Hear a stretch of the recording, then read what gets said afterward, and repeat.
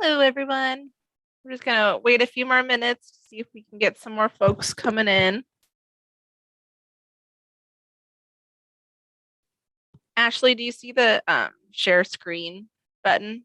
You're all good. Yeah, I was just checking that. Thank you. Go.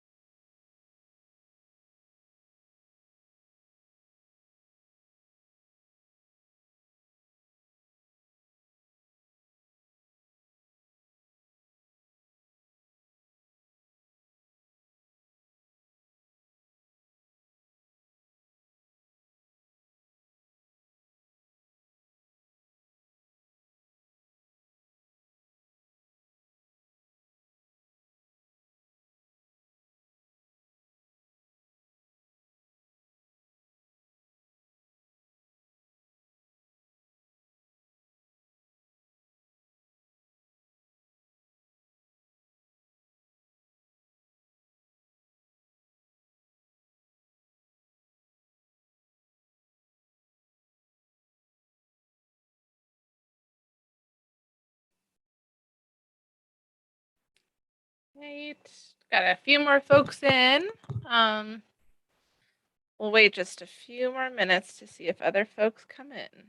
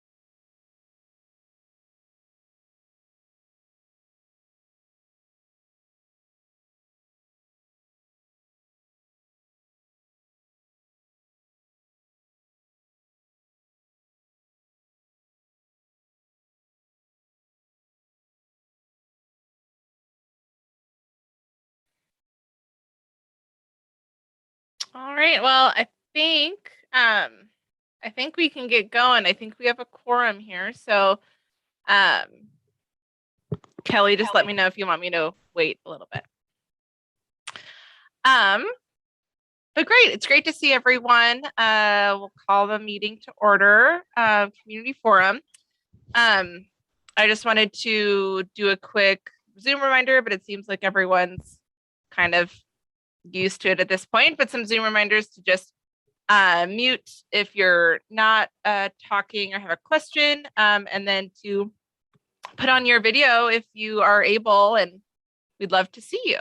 So we'll move on to our roll call.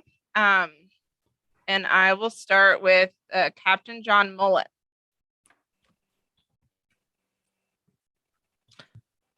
Farview's Petty Canyon. Ray's here. Franklin of the Fort.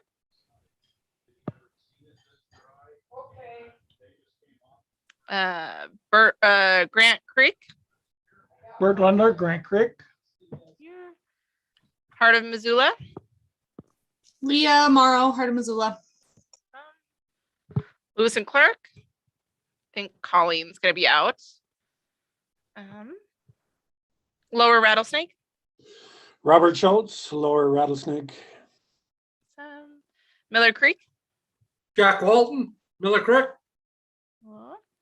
Moose Can Gully, South 39th. Carol Garlington, Moose Can Gully and South 39th. North Side, West Side. Riverfront. River Road. Rose Park. Kalina, I'm not an official representative from Rose Park, but I am really interested in community forum, and we haven't had a meeting for, well, a long time. So I will be participating and offering what comment I can. Thank you. Great. Southgate Triangle.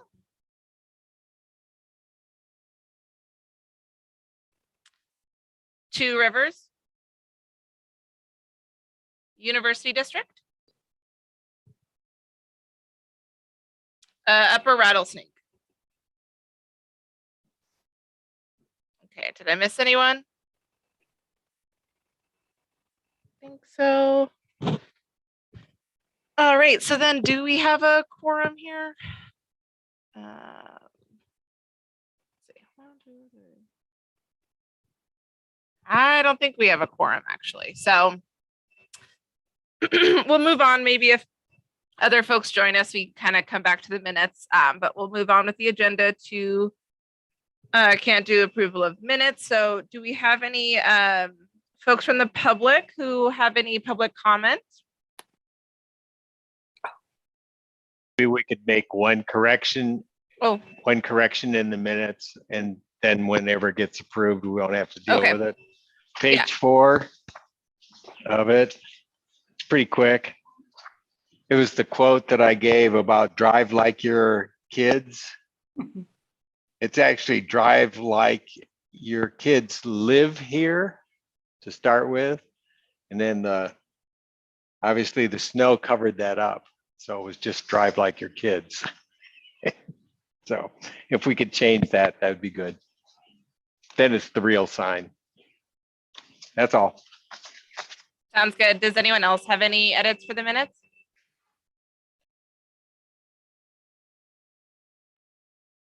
Great. Okay. Well, then if we don't have any public comment, we will move on to presentations. We have Ashley Brittner Wells here. Sorry if it's loud. I have a vacuum going, but Ashley Brittner Wells is here. She was working with the city for the JEDI resolution, which I know she'll kind of go over. But she is also now our community engagement specialist at the city. So I'm sure you all will see a lot more of her, but I'll turn it over to Ashley. Sorry, I thought I was unmuted. Hi, everybody. Thank you so much for having me tonight. My name is Ashley Brittner Wells. As Kalina said, I am the current community engagement specialist for the city of Missoula. I use she, her pronouns. I've been working with the city for about 10 months, previously doing some work with our justice, equity, diversity, and inclusion efforts, which we'll go over a little bit tonight. And then I will be likely seeing you a lot more in the future for some things that we will be doing within the community planning, development, and innovation department moving forward in terms of code reform, which will be very exciting. And we'll love to get the chance to work with all of you on that initiative. But I will try and share my screen here and make sure that here we go. Sweet. You never know. All right, let me just get to the actual slideshow portion. Can everybody see that? Perfect. Okay. So today, Kalina and Kelly asked me to come talk a little bit about the JEDI, the Justice, Equity, Diversity, and Inclusion Resolution, and some of the efforts that we have related to that. You might hear JEDI a lot around Missoula. That's the acronym or the definitions that we use. It's commonly, or more historically, maybe known as DEI, so diversity, equity, and inclusion. But we added the justice piece as well, and there are a lot of different historical commitments within the city of Missoula. Just in particular, our 2020-2023 strategic plan, which notes establishing a shared responsibility to engage in the work required to dismantle systems of privilege and oppression, which really, led into last year. City Council hired the Listening, Engaging, Action, Reflection Network, or Learn Missoula, who is a local research cohort of folks that are going through some research and auditing and interviews with City of Missoula employees and residents, really to determine the level of municipal systems awareness of implicit and explicit biases and inequities toward specifically BIPOC residents, and how we are going to be using data to make changes. We'll have their final reports in the coming months, and that's will hopefully really help inform some of that for us as well. Last year, around the same time that Learn was hired, the city applied to be a part of the National League of Cities of Opportunity cohort, turning crisis into pathways to equity and resiliency. We were accepted into that cohort and just ended a year-long project, which included technical assistance, coaching, different types of, forums and engagement with other city leaders and executives from other city teams that were a part of the cohort with us throughout the country, which included Plainfield, New Jersey, Houston, Texas, Milwaukee, Wisconsin, and others. And they really helped us align our efforts with other local organizations in the city. We worked with Missoula County, we worked with All Nations Health Center, Partnership Health Center, the City County Health Department, University of Montana, and Missoula County Public Schools, as a starting point of kind of a partnership, a cohort partnership to really align our efforts around how we can all work together to address certain inequities that exist in our community. We have 5 overarching goals that kind of go through, some lofty goals around housing, the economy, whether or not residents feel safe, valued, and included, or have a sense of belonging within the city, if the built and natural environment is equitable, and also some goals around education, K through 12, as well as the university. And so having that group of partners has really helped inform some of the ways that we all think about all of those things together and the ways that we can work together to achieve those goals.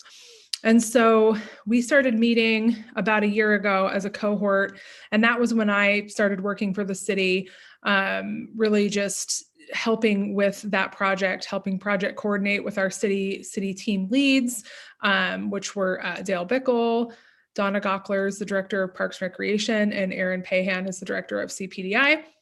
And just really helping coalesce the goals around that project with those folks. And then in the summer and early fall last year, we passed, along with the county, a Justice, Equity, Diversity, and Inclusion Resolution, which really will go through some of the community benefits and what that kind of commits us to as a city, but it really helps us look at all of the city operations and all of the things that we do through an equity lens.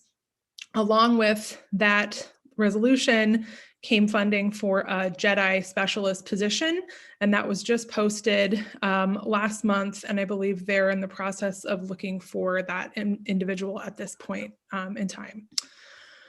So as I said, we worked on the National League of Cities cohort, which was a really amazing experience and really helped us coalesce with a lot of local organizations. The first major step that our group took together was to pass this JEDI resolution at the city, and then a parallel resolution at the county.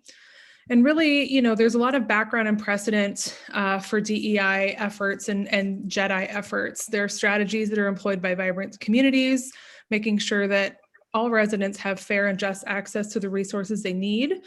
And we feel we can better position ourselves to achieve our strategic goals around equity, and also, you know, climate resiliency and housing and all these other goals that we have within our strategic plan that is currently good through 2023, to help address health outcomes and other inequities for many Missoula residents, particularly, you know, BIPOC residents, Black, Indigenous, and people of color residents are disproportionately affected by especially health outcomes. And then, you know, all of the social determinants of health that go into the way that your quality of life and your health is, housing, education, your job, things like that. Really just making sure that we're using our resources in the most equitable way to make sure that the outcomes that all of our residents have in their lives are as equitable as they possibly can be. So this is a little illustration that is typically used for, you know, you'll hear what is the difference between equality and equity.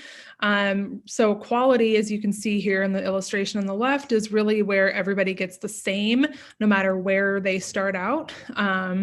Equity is really about making sure that the outcome is the same for everybody. So you can see in this middle that everybody can see over the fence, everybody can see the game. Because they're provided the support, or maybe just, you know, the little boxes, I guess, illustrated in the picture, to be able to equitably participate. Justice is really where the barriers, so the fence is taken down, for everybody are removed. Because really, you know, you'll hear a lot about disproportionate impacts, and you'll hear a lot about specific communities that are impacted by, you know, certain policies and things like that. But really, equity work and DEI and JEDI work is about benefiting all, and really making sure that everybody has a fair shot.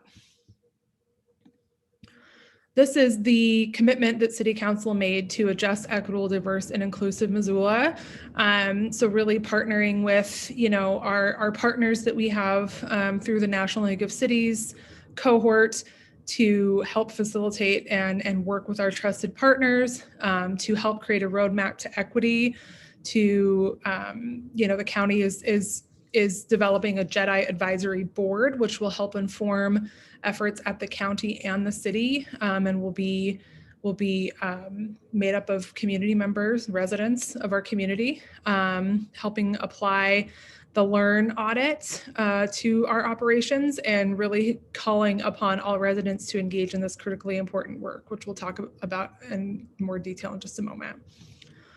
So the community benefits to the JEDI resolution and the JEDI initiative in general are really, you know, this is just kind of a cursory overview, really, you know, assessing city policy that hasn't yet been analyzed through a lens of equity, convening partners and businesses to make sure that the needs of all residents of our community are met, engaging residents to better understand what they need to participate in local government. So whether that is through, you know, the neighborhood's office, or if that is by going to city council and participating there, if that is, you know, throughout a community outreach campaign, if there's other, you know, entry points that folks can engage in the community. The mayor just started doing Wednesdays with the mayor at the library on the fourth Wednesday of the month. I went last night. I know Gwen was there as well, and I think it's a really interesting and different opportunity for folks to engage. That's a little less formal than going into city council, which can be kind of intimidating. There's a lot of power dynamics at play when you go to city council. There's a lot of power dynamics that might be at play even coming to a community forum like this for some folks. And so what are some of the things that people are feeling, and why are they not engaging? That's going to be a big part of my role, is trying to figure that out. And then also giving some training to our employees and leaders, and really trying to identify where existing resources can be best spent. Additionally, we're really trying to look at developing measures that we as a community can use to ensure investments our meeting community goals, and then identifying tools for measuring progress. That's a big part of the National League of Cities initiative. And there will be a lot of community engagement opportunities for the goals that that group has outlined, as well as where they will move forward in the coming months for residents and also community organizations. Making sure that we're fostering JEDI on neighborhood councils, boards, and commissions in our hiring practices and all city business. You all know that this type of forum and this type of, neighborhood council is really important to giving folks an entry point to how city operations work, maybe running for office someday, maybe working for the city someday. And so making sure that there's an opportunity for everybody who would like to engage in this and other ways of engaging has that opportunity to do so. And then really just reviewing and revising policies, procedures, and processes to ensure equitable delivery of City of Missoula services and aligning our efforts with our community partner efforts. There is a JEDI page on our Engage Missoula site. It is www.engagemissoula.com/JEDI. And there's a lot of different really awesome, tangible examples of DEI JEDI work happening in the community, including from the city perspective, from, our Affordable Housing Trust Fund to our homeless coordination system. We have a lot of programs through Parks and Recreation that are operated through a lens of equity, whether that's a scholarship program. We have a BIPOC only program called Here Montana, where it's Black, Indigenous, and people of color going out into nature and recreating together. It's pretty awesome. And there's ways, on Engage Missoula to kind of look at not only different things that are happening in the community, but also as efforts evolve, this page will be updated. So that's very exciting. And what is next? So right now, like I said, we're hiring the JEDI specialist. I should say the city is hiring the JEDI specialist, and hopefully that position will be filled in the next couple of weeks. And that person will be able to, hopefully come to this forum and update you all on what is happening. There will be many, many opportunities for community engagement for the National League of Cities work. And then also, like I said, some of that work directly within CPDI that we would love to come back and share when we have a more, concrete plan of what we're trying to accomplish. But we will definitely be reaching out and relying on this group to help us get the word out about a lot of different things. And so it's a very exciting time at the City of Missoula. I think it's just really about making sure that there are as many opportunities to engage as possible. We're all online right now, and it's really awesome that we can do that, especially within the context of COVID, but there might be some folks that don't have internet, or there might be some folks that work in the evening during this time, or whatever it is. And so we just want to make sure that if you want to be involved, that you're able to be involved, and that we can help mitigate the barriers that might prevent you from being able to do that.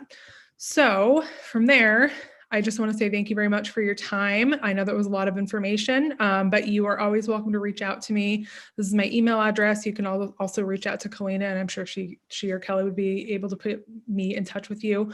And like I said, I'm sure I will see you all again.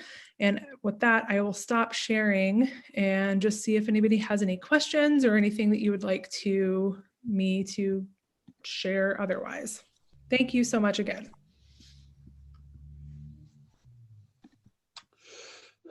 Ashley, Robert Schultz, Lower Rattlesnake. Right. Have you coordinated with the state at all on this? I'm curious, this does not sound like a red state type of initiative. The state, we have not coordinated with the state. No, we have not coordinated with the state. We've coordinated quite a bit with the county. The county hired an equity coordinator about a year ago to do some of this work through the county. And the city has, had equity policies or done things through a lens of equity before that. And then, previous to hiring this JEDI specialist have had, I was in this position for 9 months, and so we're working very closely with the county and other local partners and organizations and nonprofits. Just curious. Thank you for that question. No problem. Do we have any other questions? Oh, Ray? Yeah, Ashley, it's a little bit sort of along the edge, but one of the things that I've often wondered about is access to public services, and particularly things like bathrooms in particular. Mhm. Is the city beginning to consider some changes to the binary bathrooms that we have? I'm just wondering about if something like that's going on. Yeah. And whether public schools are considering that too. I can't, that's a really good question. Thank you for that, Ray. And I think, I don't know for sure what the Missoula County Public Schools are doing, but we did a lot of outreach about the new proposed community center at Currents and this summer, last summer and last year, and talked to a lot of folks, in particular, communities that have, trans and non-binary folks. We talked to Trans Visible Montana. We did some community surveys and sent them out to a lot of different residents. I'm a member of the LGBTQ community. I don't identify as transgender or non-binary, but I advocate and appreciate there being bathrooms that are accessible for all and that are, really aligned with folks' gender identity. And I think non-binary bathrooms serve the purpose of making folks that do belong to the trans and non-binary communities or gender non-conforming communities feel comfortable and like they have a sense of belonging in the spaces that are offered for all other folks that may not.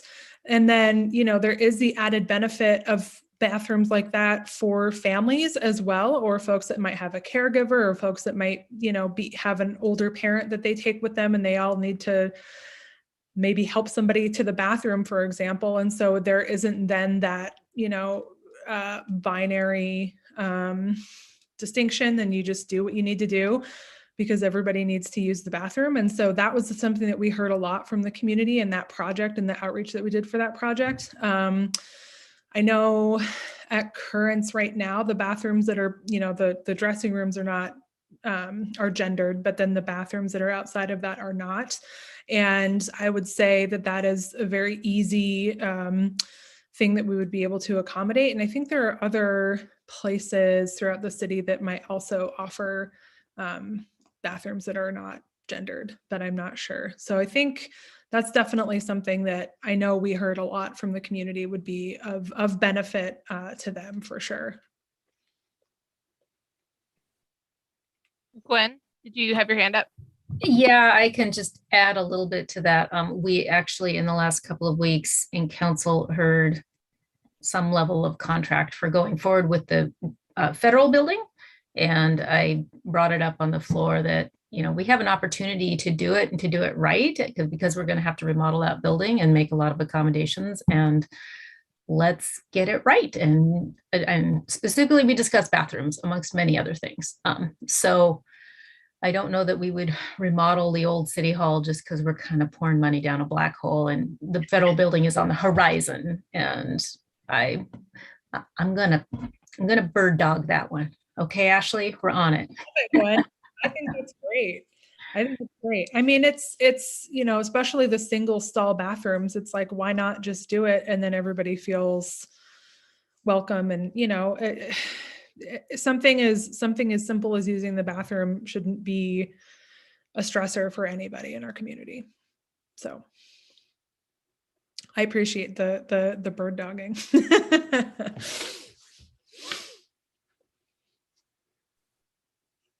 Anyone else have a question? Oh, sorry. No, I was just saying thank you for the great questions.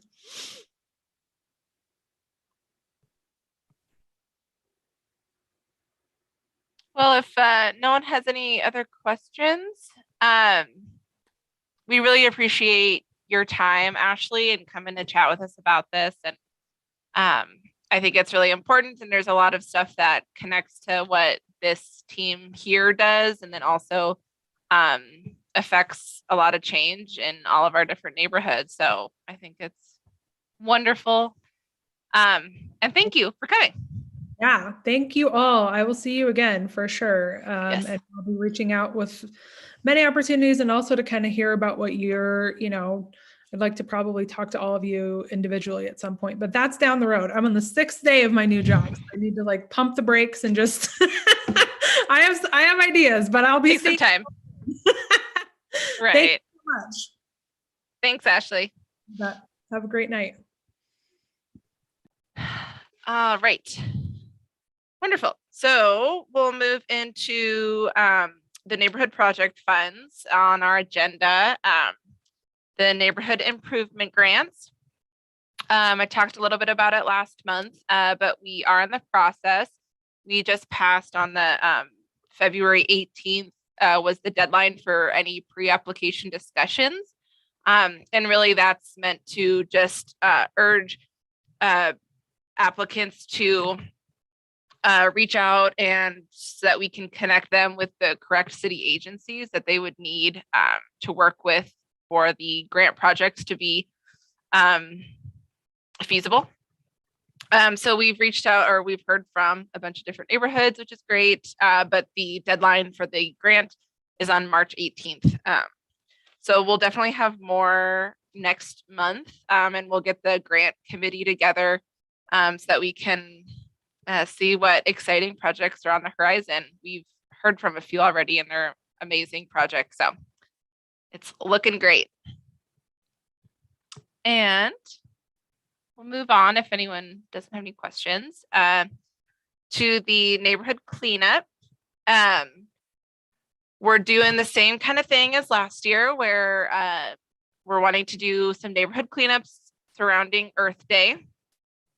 So that's going to be Saturday, April 23rd at noon. More information to come, most likely tomorrow. We'll send out kind of what we need to do or what each neighborhood needs to do to get started. But basically it's just to kind of create a team. From there, Kelly and I are already working on getting Republic Services, Parks and Rec, and Garden City Compost all ready to help with the cleanup on the day of. So it's just kind of a good time to start letting your neighborhoods know what the date is, and hopefully we can get a good crew in each neighborhood to do a little cleanup. I think it's really great, especially to try and get community together when the weather starts getting nicer and it's not horribly cold out. Always great to have those different energizers. Yeah, does anyone have any questions about the cleanup specifically? Like I said, I'll send out some more information, but I wanted to get it on everyone's radar. Couple months to plan. So My only comment is it would be nice this year if we can get data a little sooner than we did last year. Right. So that there's time to distribute flyers and things like that. Right. Yeah. And so I'm hopefully we'll send out the information email tomorrow so that every leadership team will have the basics of what to start doing. And so then we'll have most of March to get everything set, get all the flyers printed and sent out. And hopefully that'll give us enough time. But definitely feel free to reach out if you need things quicker than my pace is going. But I think we'll be able to get it out there with enough time. Wonderful. All right. Well, then we're just going to go to the reports. And for the staff reports, I don't have too much else. We have the cleanup on the horizon and the grants. But really, we're just trying to get all of the different neighborhoods meeting again. I know that there's a couple neighborhoods who haven't met in 2022 yet. So just to get that on your radar, Kelly and I will probably reach out to see if we can help with getting things set up. But it would be great, especially for me, to be able to meet with everyone one-on-one since I'm new and hear what's kind of been going on in everyone's neighborhood. And then some other things on the horizon. I think in the next coming months, I'm going to try and put together kind of a refresher presentation about the strategic assessment that happened last year from Flaherty Consulting. Just kind of gives a better one, just puts it in front of our brain, and then 2, it kind of leads into the changes for the bylaws that we had sent out, and just a good refresher on what the strategic assessment said. And our office is going to be doing a little bit more work on that strategic assessment and doing kind of a work plan. And so it'll just be good to get everyone reacquainted with that. And also there was some guides that were done, like how-to guides that were done before my time, that we're going to try and kind of finish up and give presentations to every neighborhood leadership team. But I think also the community forum would be good. Just again, like a little refresher of how best to communicate, how best to send out meeting invites, all those different things. It's kind of smaller stuff, but yeah, so refreshers is what I've been calling them. They're on the horizon. But that's all that I have for the Missoula Neighborhoods report. Kelly, do you have anything else to add? No, not right now, Kalina. Thank you. Great. So now we'll do some neighborhood reports, hear from you all. Everyone can kind of volunteer, or I can maybe run down the list. Okay. Oh, Carol goes first. All right, yeah, I can go ahead. We, Moose Can Gully and South 39th Street had a meeting last week, February 16th. And we heard a presentation by the Missoula Compost Organic Waste Collection people, and explaining their collection system and the cost and all that. And this is something we thought might be of interest to some of our residents. And then we had an update on our deer management proposal, and we were delighted to have Mike Nugent, the councilman from Ward 4, and Gwen Jones present at our meeting to listen to our concerns. We're fully aware of all the obstacles to tracking this problem, but we also know that it's continually getting worse. So I don't know what the outcome of any of it will be, but we were glad to be heard. And then we discussed the proposed bylaws, commenting on some confusing language and the need for it to conform to the City of Missoula Charter and the Missoula Municipal Code. And we've suggested that maybe the city attorney review the language before we, finalize it. And then from the neighborhood office, we also received an update on, just like Kalina gave us now, on grant applications and notification of the Earth Day cleanup, and coming refresher on strategic assessment. And that's it. Thank you. Awesome, thank you. All right, I'm gonna go to Bert because he's unmuted. Okay, Bert Lindner from Grant Creek. We've got a lot going on right now. We haven't had a lot going on until now. This afternoon, the city development services folks posted a number of documents related to a proposed rezoning at 2920 Expo Parkway.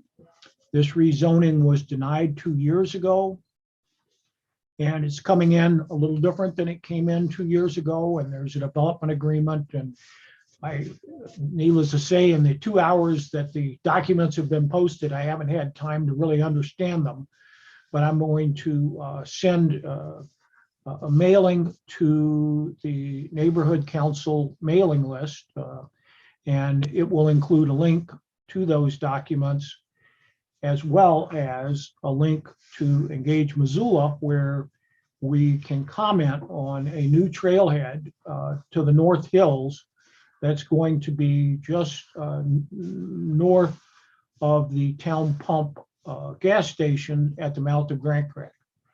And that management plan is available for public comment through March 11th. And they've received 23 comments so far. So it looks like a really wonderful opportunity we're all going to have in the coming months as the plan gets developed and the construction takes place to make this available for public use. There's also been a study of Grant Creek conducted by the Clark Fork Coalition, which documents the differences in the creek character and water quality and water quantity in the upper reaches of Grant Creek, where it's pretty pristine, in the middle reaches of Grant Creek, where it degrades somewhat, but it's still largely intact as a riparian corridor with beautiful cottonwoods along the banks and whatnot. And that's the middle section, the area where I live, north of I-90. And then as you get south of I-90, and particularly as you get south of Broadway, things fall apart. And the hope is that the Clark Fork Coalition will be able to continue working on Grant Creek in the lower reaches and connect the Clark Fork River back to the upper portions of Grant Creek. Right now, the stream goes dry. It's a ditch in places, not extreme. And the hope is that with some of the development going in the Mullen area, that the stream can be restored as part of the whole project. So that's pretty much it from Grant Creek. Awesome. Thank you, Bert. Ray?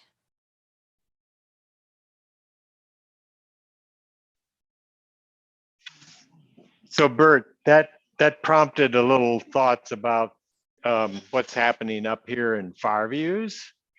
We have a golf course up here, which is actually considered to be part of the county. And as you all may know, the county is going through their rezoning program that's been going on for multiple years. And there's a big kerfuffle because as a lot of people understand it who live around it, it's in a conservation easement that is in perpetuity. And people are starting to wonder what perpetuity actually means because at the moment, the proposal is to rezone the entire golf course to what they're calling residential medium, which can include townhouses, multifamily dwellings, very small lots. And the question is, does that really fit sort of, as some people say, the vernacular of the whole neighborhood? Yeah, so there's a lot of fury and sound and so on going on up here, from what I can tell. It'll be interesting to see when March 1st, they have their committee, first committee meeting of the planning and zoning, I believe it's called. I'm sorry about the name at the moment, but yeah, so zoning changes are very interesting right now. Let's put it that way. And that's, I think, the major thing that's, other than us continuing to work on our application for Ninkpata Park, which is really the only developable park, if the golf course disappears in the neighborhood. So, yeah, that's it. Great, thanks. Jack?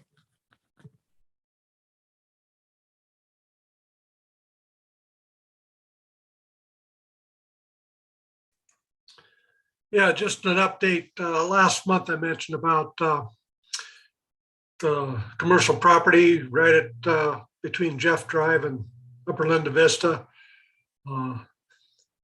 They're marked out some things. It looks like they'll be starting sometime soon. And then the supplemental additions to off of Shaver Drive and Lower Christian Drive, houses are starting to go in since our last meeting.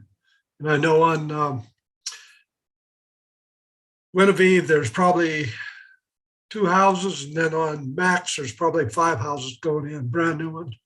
And then on Lower Miller Creek, There's some new homes going in along Lower Miller Creek as part of the Teton subdivision. And those are fairly expensive homes. And I know that there's a conservation easement on 18 acres for people to be able to picnic and recreate next to the Bitterroot River. That's my report. Wonderful. Thank you. Someone else want to jump in?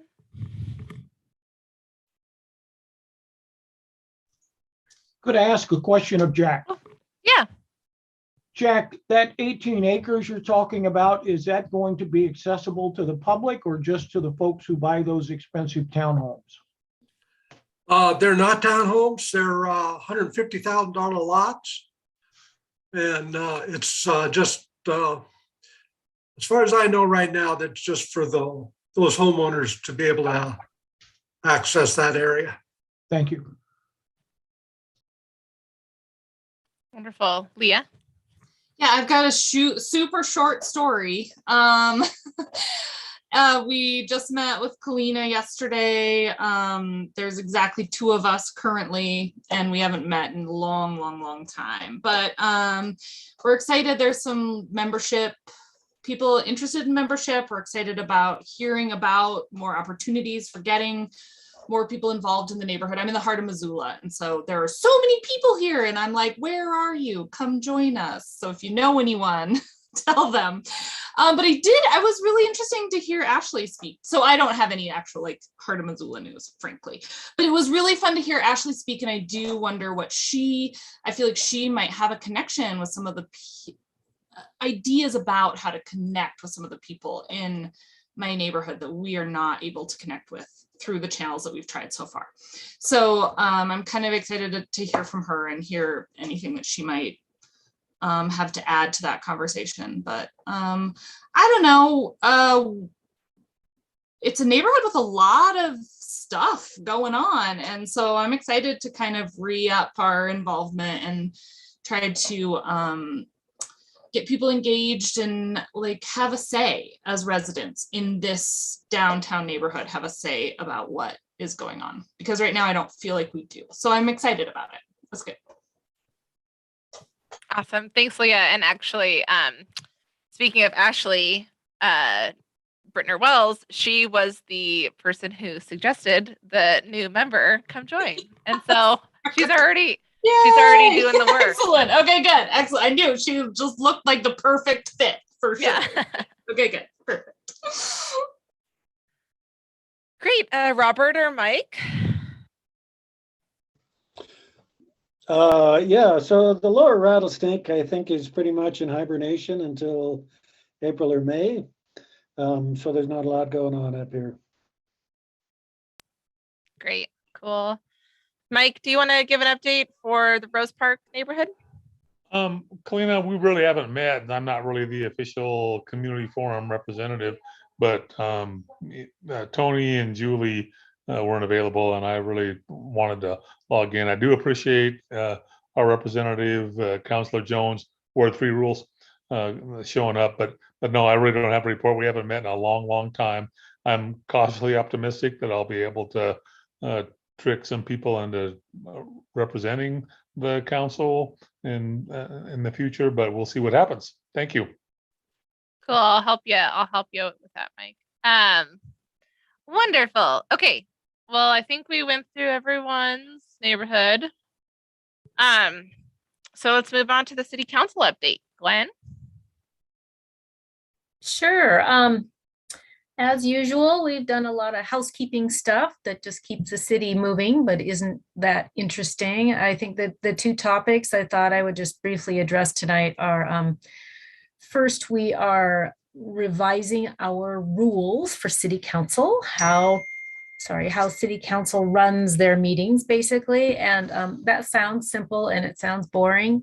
It is neither of those. And Marty Rabine, our city clerk, who has been with the city for a long time and has great institutional knowledge, only lets us revise those every 10 to 12 years because it is such a big project. So last May, I think she started sitting down with Brian von Lossberg, Jordan Hess, and myself to slog through this project, and it has taken that long. And it, like I said, it sounds simple, but it's not simple. However, I do think we've got a really good set of rules. We passed them in committee yesterday on Wednesday, and they will be finalized Monday night. And part of it is just streamlining meetings, how to make it really clear, how to run meetings, the order, all sorts of things like that, how we can streamline appointing people to boards and commissions.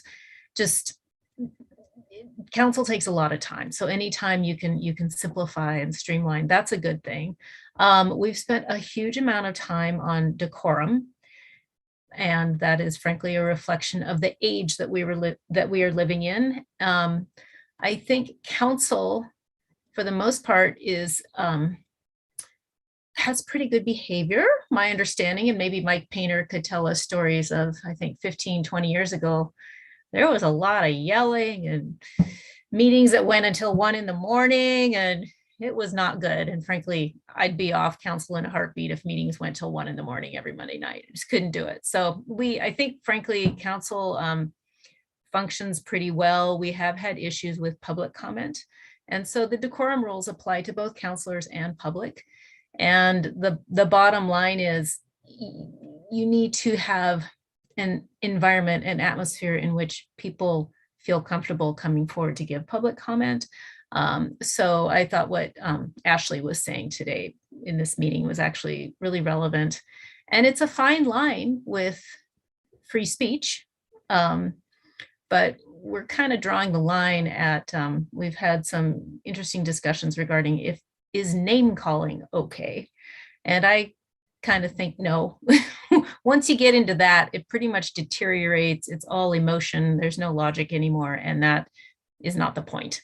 The point, although emotions can run high, people feel strongly. I mean, that people are passionate about Missoula and land use decisions, people's neighborhoods, their built environment, all sorts of different issues there. People get very passionate about. However, I kind of want to steer more in the direction of keeping it more professional, because I think that's going to be better in the long run. So anyway, I think we're going to work through it. And honestly, people have a lot of latitude when they come in.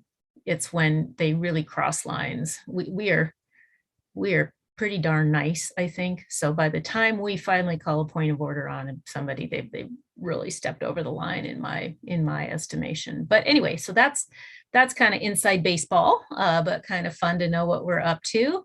And the other big thing I can talk about, I'm not sure if you all read the articles that came out today regarding the water litigation. And I'll give you a snapshot of that. And if you read all of the articles, I might repeat myself a little bit. Sorry about that. But it's really, really big. This is really just so important. And if you all recall back in 2014, we initiated the litigation through eminent domain to condemn the water utility. That was finalized in 2017. But anytime you have a big piece of litigation like that, and frankly, a hedge fund on the other side with a lot of resources, litigation is complicated. And there were many different branches or tentacles that were still not resolved. And then in the meantime, the city of Missoula, we had filed a bad faith lawsuit against Carlisle, frankly, based on the way in which they negotiated with us prior, when they wanted the support of the community and support of the mayor in order to purchase the water system from Mountain Water. It's way too complicated to go into all of that, but the bottom line is I think we really did have a good case for bad faith, and we had excellent Missoula attorneys, and our attorney from Perkins Coie is one of the best attorneys on the West Coast. We had really good legal representation. If it had been a jury trial, I think we'd be having a whole different conversation right now, but it was an arbitration based on documents that were signed way back in 2014 or 2013. We did not prevail in the arbitration. I can tell you there was an 80-page opinion, and you could tell the arbitrators were like, yeah, Carlisle was really bad when they did this. Carlisle was really bad when they did that, but contractually we can't quite get it over the finish line. They denied our claims. So that was a huge bummer. We got that news this fall. And then we were in a situation where everybody took a breath and sat back and was like, we have several other outstanding pieces of litigation. We had an attorney's fee claim that had gone up to Montana Supreme Court and come back down. We were potentially going to get hit for some liability there, $1 or $2 more million. We had some interest, an interest case based on, it's too complicated to go into, but on developer fees. And then we had this bad faith arbitration where we were potentially going to be exposed to paying the other side's attorney's fees for it. So that was not fun.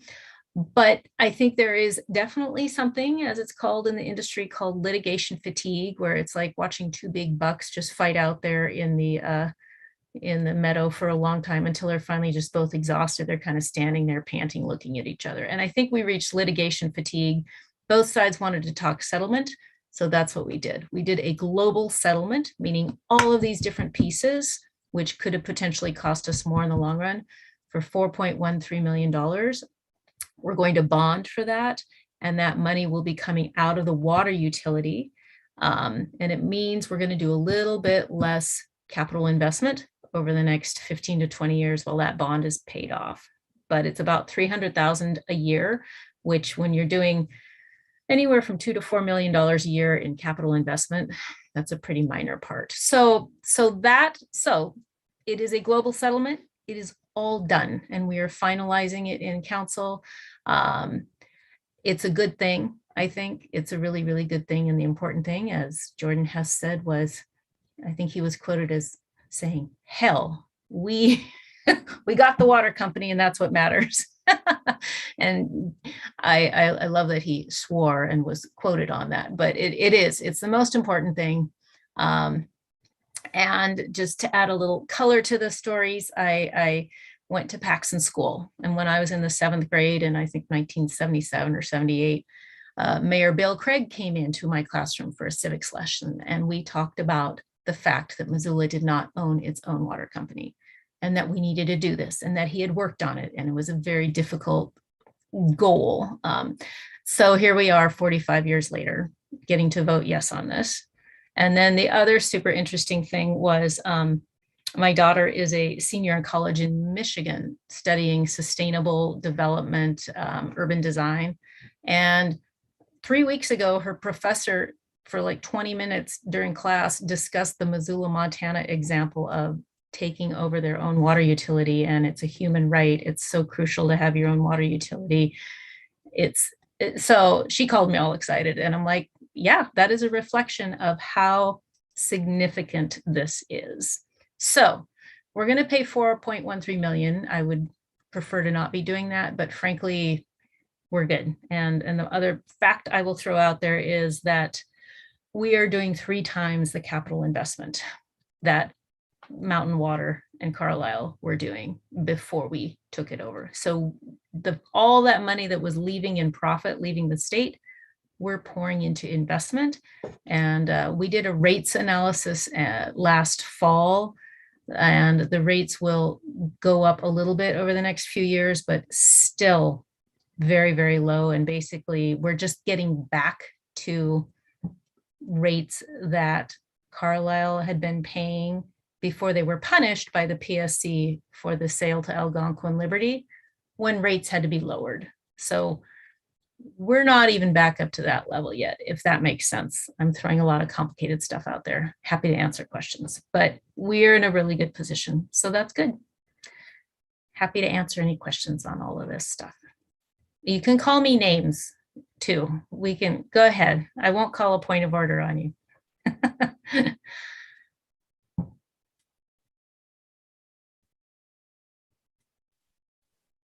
Name I would call you is Bravo. I'll take it. Thank you. Gwen, I have a question. When you were talking about the city having to pay for their lawyer fees, does the city have to pay their lawyer fees? So because we lost the binding arbitration, the next step was hashing it out in front of the arbitrators, and that would have been this coming summer, on a bunch of motions and hearings to see if indeed we would have to pay their attorney's fees. And I could talk about that for a half an hour. I think there's a good chance we would not have to, but there's always a risk. And if we got hit with the full bill, we could easily be 12 to 15 to $18 million. I mean, I think some of these attorneys from Washington, D.C. charge $1,500 an hour. That gets pretty darn high pretty fast. And then you fight it out and you say, well, they should be using Montana rates, and that gets them down to $350 an hour. And it just, you can spend a lot of time and money fighting over stuff. That worst case potential of like a $15 million attorney's fee versus having a global settlement of, okay, 4.13 million, but includes not only wrapping up the any potential risk or liability or exposure for attorney's fees for the bad faith arbitration, plus the other pieces of litigation that were still outstanding. That's not a bad deal then at that point. I'm not sure if this is clear, but it's like we had 3 or 4 different moving targets, and it's all wrapped up now. No more risk of exposure. That's a good thing. Oh, yeah. Okay. Well, the city did all right then. Okay. All right. That's good news. Yeah, we're good. Thanks, Gwen. It was a fun vote to make, and we finish it Monday night, so it's good. All right. Carol, can I ask Carol a quick question? Sorry, Carol, were your parents Jim and Nancy Garlington? Yes. Okay, well, I knew both of them, although I was much younger than them. My dad's Bill Jones. Oh, for heaven's sakes. Yes, indeed. Yeah. All right. I remember Jim and Nancy really well. Sorry, guys. I remember Bill too. I've been seeing Carol for the last few months, and I just wanted to go there. All right, all done. Awesome. Any other questions for Gwen?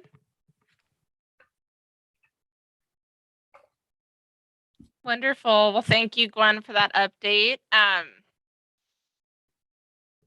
We don't have much else on our agenda. So is there any just questions in general that anyone has, or is everyone just like, get me out of here?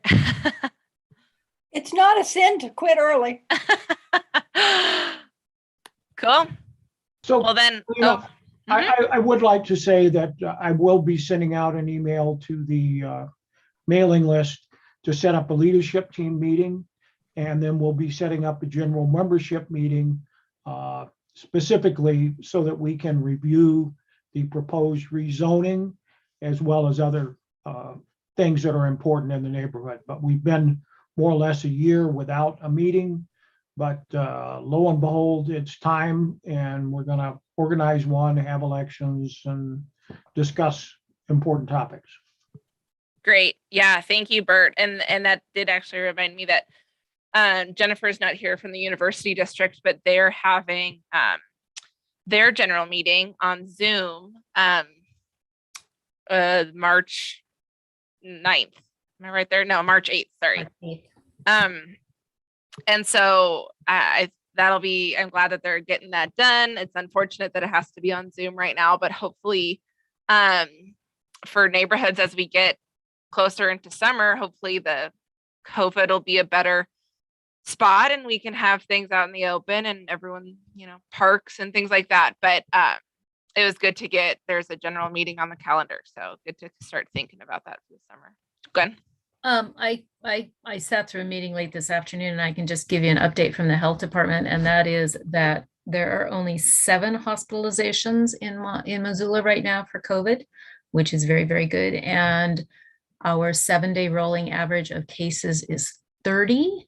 The goal is to get it to 25 or less. So this is very good. And as we all know, knock on wood, there's another variant out there, and we'll have to see what that story is. But we appear to be heading into a lull for a short foreseeable future with good numbers that are coming down rapidly. And we're all flexible these days, aren't we? So we just roll with it. That's where we Yeah. are. Good news. It's been crazy to see all the numbers, how quickly they've come down, especially in Missoula. It's wild to see that. I mean, it's not just in Missoula, but Yep. Great. Okay. I don't have anything else, so I guess we can adjourn. All righty. Thank you. Thanks, everyone.